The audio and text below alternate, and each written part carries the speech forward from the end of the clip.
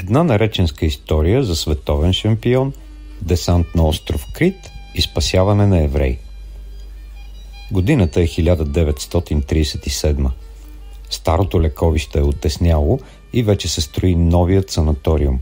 Модерен, просторен, с външни басейни и разпределения с невиждана функционалност. Създадена от архитекти, учили в немските инженерни школи. Министърът на войната, генерал Луков, след успешно лечение в Наречен, прави всичко необходимо да се изгради тази база. Дори пътят от Асеновград се препавира и се монтира инсталация, за да се достави електричество от централата Въча. Така това благородно начинание дава тласък на създаването на модерен курорт. Предпоставките ги има. Прекрасна природа, гостоприемни жители, единствената в страната вода с радон. Въпреки военновременните ограничения, санаториумът е завършен и от 1940 година приема за възстановяване пострадали и инвалидизирани български войници от Първата световна и Балканските войни.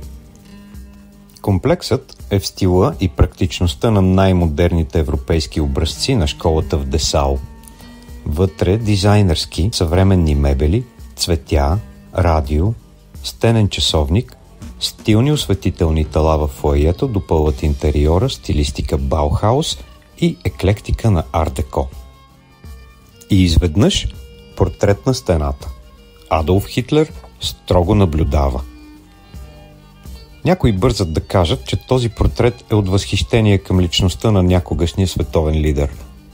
Но историята е съвсем друга. И самата история си има и предистория. И когато я разгърнеш, попадаш ненадейно не само в друго време, но и в друг свят. Свят много далечен от забравеното село Наречен. 1941 година, 20 май. Започва големия парашутен десант на германската армия за овладяване на остров Крит, заради опасенията, че оттам ще се щурмуват от Великобритания, Австралия и Гърция войските на Вермахта на източния фронт. Трудно, но успешно овладяват острова.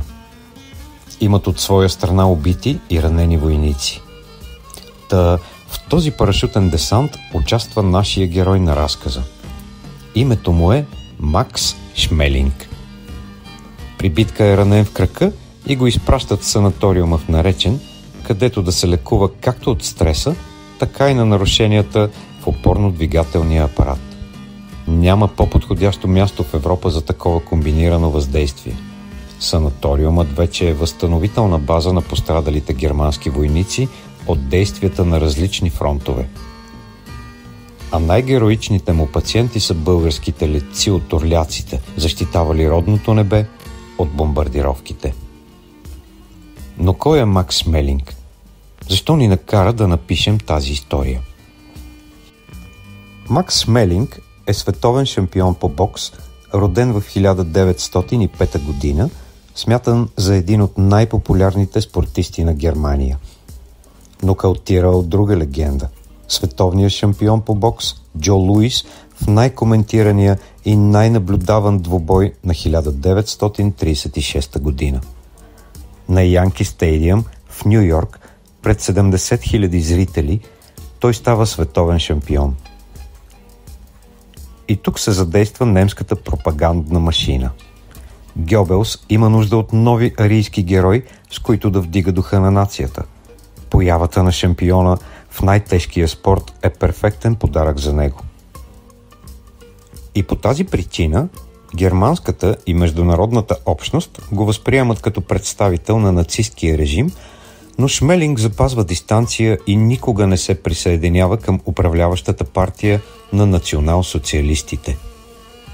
Въпреки че е ласкан от Адолф Хитлер, въпреки ревността, която има към него Ева Браун след брака му с красавицата Ани Ондракова, шампионът използва популярността си, за да получи гаранции от нацистите за провеждането на честни игри на Олимпиадата през 1936 година. Макс се среща с Хитлер и успява да получи обещания за пълна безопасност на американските спортисти. един от които легендарният тъмнокож Джеси Оуенс разбива на пух и прах идеята на Хитлер Олимпиадата да е триумф на арийската раса. Друг факт от неговия живот е станал известен след 50 години. В кристалната нощ Шмелинг укрива двама еврейски младежи в хотелската си стая и им помага да се прехвърлят в Америка. Това се разбира чак в 1989 година, когато единият от спасените, Хенри Левин, го кани на гости в хотела си. И изненадата за нашия герой е тотална. Градът излиза и в овации посреща боксьора, десантчика, спасителят Шмелинг. Постепенно Хитлер губи интерес към личността на шампиона, след като разбира, че не може да използва успехите му. Той никога не прощава на Шмелинг за отказа му да влезе в неговата партия. Макс е мобилизиран и изпратен на една от най-трудните мисии – десантът на остров Крит. Така световният шампион след края на операцията се озовава в наречен. А в нашата история има още малко. По време на възстановяването му, 6 момчета от Асеновград, запалени по спорта, разбират случайно кой е в санаториума и посещават Макс Шмелинг. Носят подаръци, поздравления и засвидетелстват приятелските си чувства и възхищение от спортната му и войнишка съдба. Тази история никога нямаше да бъде написана, ако не бяха останали техните спомени в архива за асеновградските военни години. И стои надеждата, че някъде в някой асеновградски дом се пазят снимки от срещата на момчетата и шампиона, които все някога ще видим. И още малко за предфинал. След войната многократно му напомнят благосклонността на фюрера и Гьобелс към него, обаче репутацията му е безупречна, тъй като никога не е бил нацист и не е участвал в престъпления на хитлеристи. Но трудният живот, както на повечето хора от повалената нация, го съпътства доста години. Докато през 1952 година от заработените пари от ринга успява да купи лицензия на компанията Кока-Кола и развива успешна бизнес дейност. Макс Шмелинг доживява до 100 години, умирайки през 2005 година. Един живот на възходи и сривове. Велика боксова кариера с 56 победи, от тях 40 с нокаут, 10 загуби, 4 равни мача, резултат, който го поставя в международната зала на славата. Срив до обикновен войник, пострадал в най-страшната човекомелачка – Втората световна война. И зрялост на процъфтяващ предприемач на Федералната република. Тази съдба става основа за създаването на много филми и книги.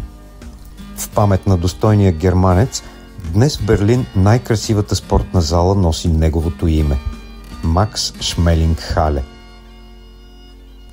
Историята ни развълнува и ви я поднасяме със същото вълнение, за да се знае, за да се помни. Така слагаме точка на нашата нареченска история за един световен шампион.